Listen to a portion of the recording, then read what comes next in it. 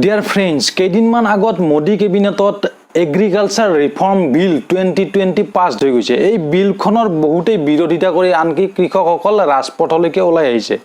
কংগ্ৰেছেও বিৰোধিতা কৰিছে, মানে বহুত বিৰোধী দল সংগঠনবিলাকে ইয়াৰ বিৰোধিতা কৰিছে আৰু আন্দোলন কৰিছে।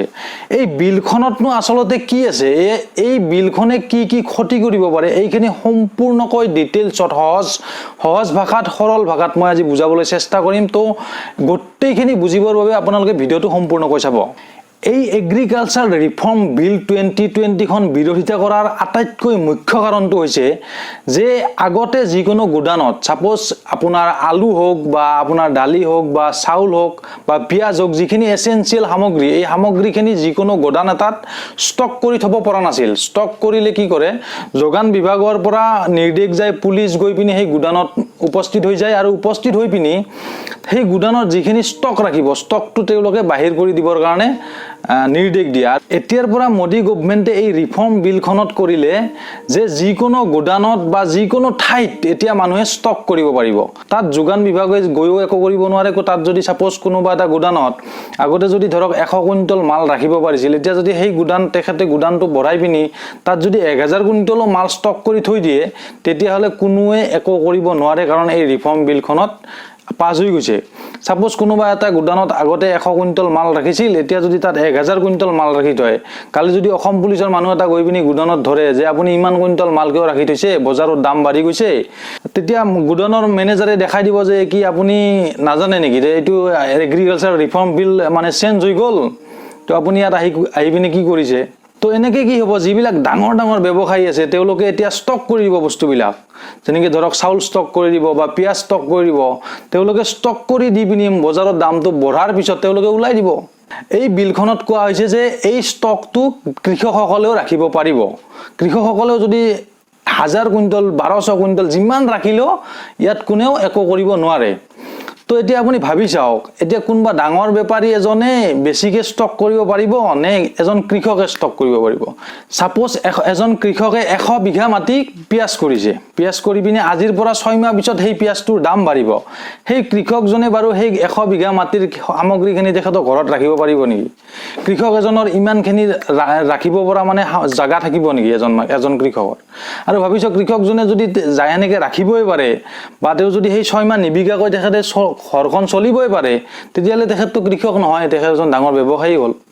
এই বিলখনত এইখিনি কোৱা হৈছে যে যদিহে দেশত যুদ্ধ আৰু সন্ত্ৰাস চলি থাকে, তেতিয়াহ'লে এনেকৈ ষ্টক কৰিব নোৱাৰিব। এতিয়া ভাবি চাওক, আপুনি কৰোণা আজি কেইদিনমান পিছত যদি কৰোণাটো কমপ্লিটলি শেষ হৈ যায়, তেতিয়াহ'লে ডাঙৰ ব্যৱসায়ীসকলে গোটেইখিনি সামগ্ৰী ষ্টক কৰিব। ষ্টক কৰি যোৱাৰ লগে লগে বজাৰত দাম বাঢ়িব, দাম বাঢ়াৰ পিছত তেওঁলোকে ওলাই দিব। আপুনি কি ভাবে এইটো বিষয়ে আপুনি কমেণ্ট কৰি জনাই দিব। ইয়াৰ যিটো 2 নম্বৰ যিটো পইণ্ট ৰাখিছে, এইটো আটাইতকৈ ভাল। এইটোৰ হয়তো বিৰোধিতা কোনেও কৰিব নোৱাৰে, বা এইটো আটাইতকৈ মানে এটা খুব সুন্দৰ কৃষকসকলৰ কাৰণে। এইটোত কৰিছে কি কণ্টেক্ট ফাৰ্মিং। কণ্টেক্ট ফাৰ্মিংটো হ'ল আপোনাক একদম সহজ ভাষাত মই বুজাই দি আছোঁ। ছাপোজ চিপছৰ ফেক্টৰী এটাত কুইণ্টলে আলু লাগে, তেওঁলোকে আলুৰ পৰা চিপছ বনায়। তেওঁলোকক 1 ট্ৰাক 2 ট্ৰাক 10 ট্ৰাক 20 ট্ৰাক দিলে নহয়, তেখেতসকলক বহুত হাজাৰ কুইণ্টল তেখেতসকলক আলু লাগে চিপছ বনাবলৈ। এতিয়া এইখন বিলৰ পৰা কি কৰিছে, সাপোজ আমাৰ নলবাৰী জিলাৰ কোনোবা এখন গাঁৱত গ'ল, 1000 বিঘা মাটি আছে। 1000 বিঘা মাটিৰ পৰা সেই মাটিখিনিত যিখিনি আলু খেতি হ'ব, সেই আলু খেতিখিনি চিপছৰ কোম্পানীয়ে লৈ যাব। সাপোজ লৈ যাবৰ কাৰণে কি কৰিব লাগিব, এতিয়া কোম্পানীৰ পৰা ডাইৰেক্ট মানুহ আহিব লাগিব কৃষকৰ তালৈ, মানে কোনো মধ্যভোগী নাই ইয়াতে।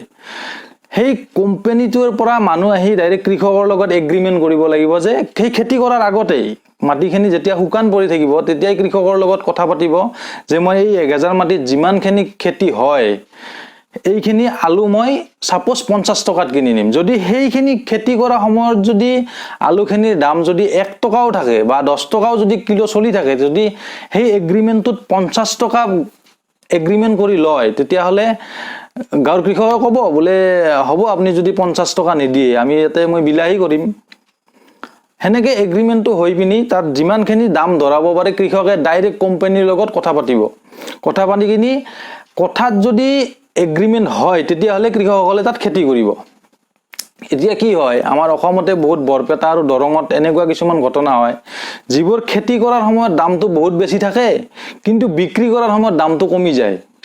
তাৰ ফলত কৃষকসকলৰ বহুত হাৰাশাস্তি হয় 4 মাহ লাগিব আলুখিনি হওঁতে 4 মাহ আগত এগ্ৰিমেণ্ট কৰি গ'ল এই বিক্ৰী কৰাৰ সময়ত যদি আলুখিনিৰ দাম যদি 5 টকাও চলি থাকে তেতিয়াহ'লে কোম্পানীটোৱে 50 টকাতে নিব লাগিব কাৰণ কিয় তেখেতে আজিৰ পৰা 5 মাহ আগতে এগ্ৰিমেণ্ট কৰি গৈছে ইয়াত আলু খেতি কৰিব দিছে তো এইটোৰ পৰা কৃষকসকলৰ এটা সাংঘাতিক ধৰণৰ লাভ হ'ব ইয়াত মানে কোনো যিখিনি মধ্যভোগী থাকিব সাপোজ কৃষকৰ পৰা ডাঙৰ ডাঙৰ ব্যৱসায়ীবিলাকে লৈ আহিব 5 টকাত আৰু চিপছৰ পেকেটত দিব 50 টকাত তো এইটো নহ'ব এইটো ডাইৰেক্ট কৃষকে ডাইৰেক্ট এগ্ৰিমেণ্ট কৰিব লাগিব কোম্পানীৰ লগত কোম্পানীয়ে ডাইৰেক্ট তাৰ পৰা তুলি ল'ব তো এইটো আটাইতকৈ লাভ মানে আটাইতকৈ যিটো পজিটিভ এই বিলখনৰ পৰা হৈছে আৰু যিখিনি বাকি সংশোধন হৈছে এই বিলখনত এই সংশোধনীখিনি মই ইয়াৰ নেক্সট ভিডিঅ'টোত দি দিম তো বন্ধুসকল যদি আপুনি ভিডিঅ'টো চাই ভাল পালে তেতিয়াহ'লে এটা শ্বেয়াৰ কৰি দিব আৰু মোক উৎসাহ জনাবলৈ আপোনালোকে এটা লাইক কৰি দিব বুলি আশা কৰিলো তো বন্ধুসকল আকৌ এনেকুৱা ধৰণৰ ভিডিঅ'ৰ সৈতে পিছত লগ পাম তো আজিলৈ বিদায় লৈছো ধন্যবাদ জয় অসম জয় হিন্দ